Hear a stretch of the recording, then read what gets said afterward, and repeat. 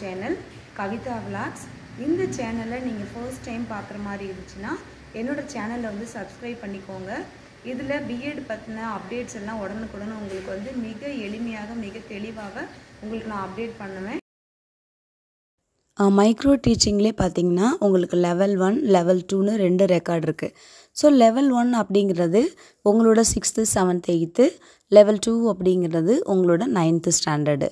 So இதில் என்னென்ன skills இருக்குது அப்படின்னா பாடம் தொடங்கும் திறன், விளக்குதல் திறன், வினா கேட்கும் திறன், கிளர் வினா திறன், தகவல் தொடர்பு திறன், கரும்பலகையை பயன்படுத்தும் திறன், செய்து காட்டி விளக்கும் திறன் அப்படின்னு நிறையவே ஸ்கில்ஸ் இருக்குது.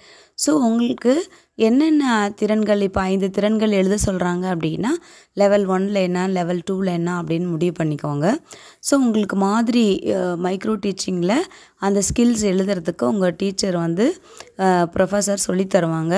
ஸோ அதை ஃபாலோ பண்ணி நீங்கள் இப்போ பாடம் தொடங்கும் திறன் அப்படின்னா அதுக்கு ஒரு டாபிக் வந்து செலக்ட் பண்ணி நீங்கள் அதில் இருக்கக்கூடிய அந்த உட்கூறுகளை வந்து பயன்படுத்தி நீங்களாக ஓனாக எழுதணும்.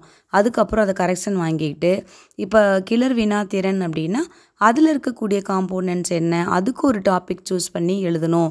வினா கேட்கும் திறன் அப்படின்னு பார்த்தீங்கன்னா அதாவது ஒரு வினாக்கள் அப்படின்னு சொல்கிறோம்.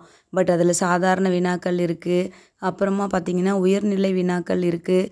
அந்த மாதிரி உங்களுக்கு வினாக்களே வந்து சரியான முறையில் கேட்க தெரிஞ்சா அப்படின்னா தான் ஒரு சிறந்த ஆசிரியராக நீங்கள் உருவாக்கக்கூடும். இல்லைன்னா வந்து கிளாஸில் கன்ஃபியூஷன் வரும். ஸோ அதனால தான் கரும்பலகையை பயன்படுத்தும் திறனில் என்னென்ன உட்கூறுகள் இருக்குது, அதை எப்படி நம்ம யூஸ் பண்ணுறது, கம்யூனிகேஷன் ஸ்கில்ஸ் தகவல் தொடர்பு திறனை எப்படி பயன்படுத்தணும் அப்படின்னு ஒவ்வொரு திறனுக்கும் இருக்கக்கூடிய அந்த உட்கூறுகளை நல்லா வந்து சரியான முறையில் மனப்பாடமாக உங்களுக்கு தெரியணும். ஸோ அப்போ தான் வந்து அந்த எபிசோடு ஓனாக எழுத முடியும். ஸோ அந்த மைக்ரோ டீச்சிங் ரெக்கார்ட்லாம் முடிஞ்ச அளவுக்கு மற்றவங்கள பார்த்து நீங்கள் எழுதாதீங்க.